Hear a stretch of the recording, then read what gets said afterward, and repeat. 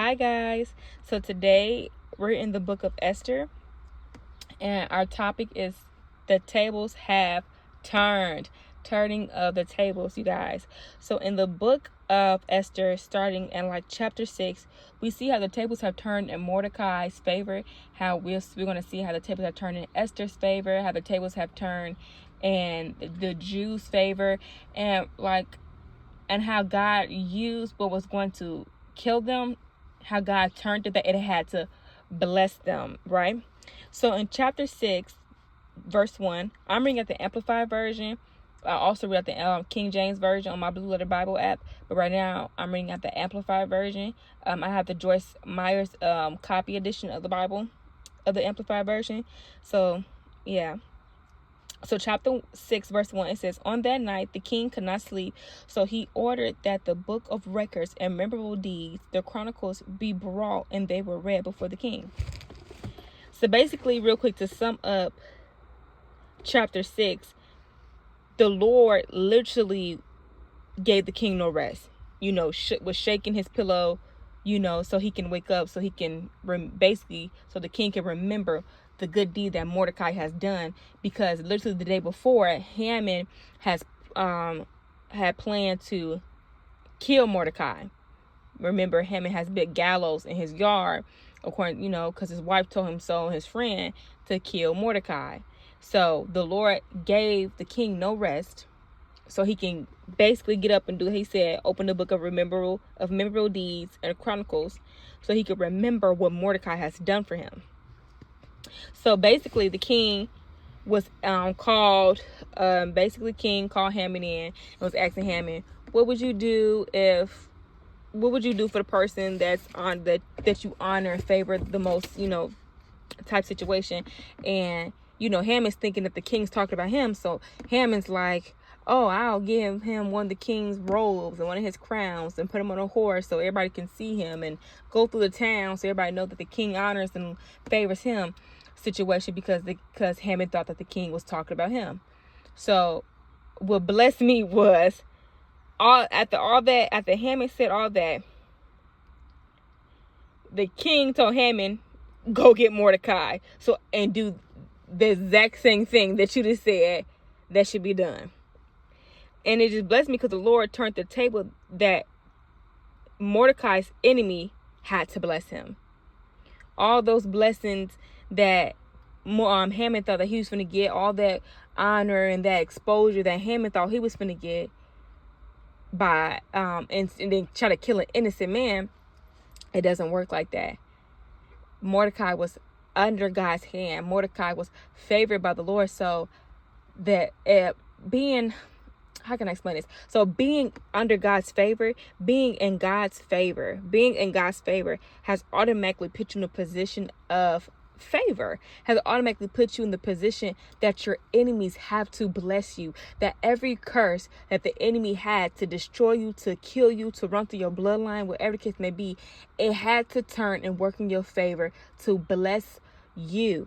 And it blessed Mordecai so much that it positioned Mordecai, that it put Mordecai in a position to be favored by the king, to put him in a position to be the king's second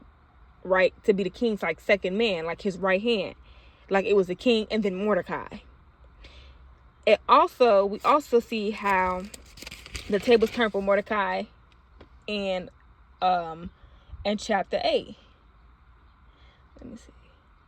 Yeah, based like in chapter in chapter 7, the end of chapter 7, like verse 9 through like 10, you see how the gallows that Haman has built to kill Mordecai on, he died by his own weapons. Haman died by the own weapon that he was using against Mordecai. Isaiah 57 or Isaiah 58. No weapon formed against you shall prosper, and every tongue that rises up against you in judgment, condemn it. For this is an inheritance of the servants of the Lord who serve Christ Jesus. Y'all. Literally, Psalm 64 verse 8. Literally, the same weapons that the enemy is using against you, God would let them fall by their own sword. God will let the weapon that the enemy is using against you to fall by their own sword. They will fall by their own sword. All those who are word cursing you, all those who are coming up against you, all those who are slandering your name, their own tongues will turn on them. If I'm not mistaken, it's in I believe it's in the book of Psalms, of when God was saying literally they would shoot arrows at you with their tongues, they would use their mouths to try to kill you.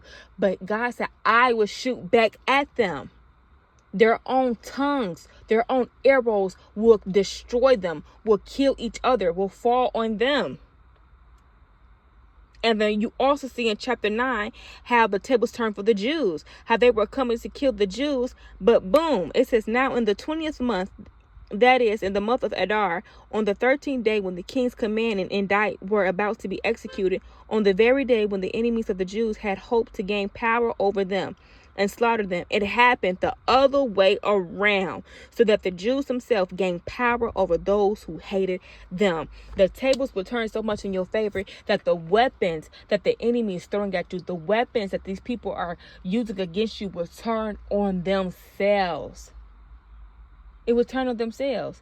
And then you will also be promoted. Like Mordecai, the weapon turned on Haman, and the same weapon that he was using to try to kill Mordecai, killed him. He died by it. Him and his sons, his 10 sons. Not only did Haman die, his generation died with him. His bloodline died with him. So that there will be no retaliation on Mordecai's bloodline, or Mordecai. God is so good that he thinks so far ahead that I'm not even going to let this man's family or bloodline come and try to attack you or revenge what your evil and wicked ancestors have done. That's how huge and how much the tables have turned in Mordecai's favor, because he's favored and he was covered by God.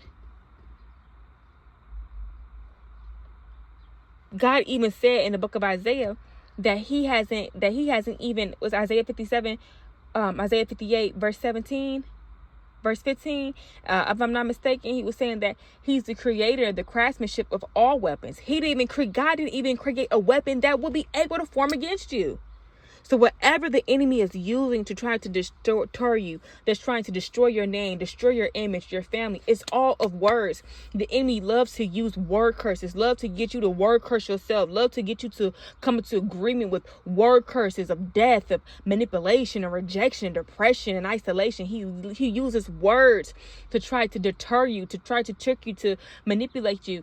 And when you put on the full armor of God, when you say, I lift up every shield, I lift up my shield of faith to quench every flaming arrow. The flaming arrows and the blue to bevel eye are suggestions, are words of suggestions. I learned that from the fast that we did with Covered by God, I believe so, last month.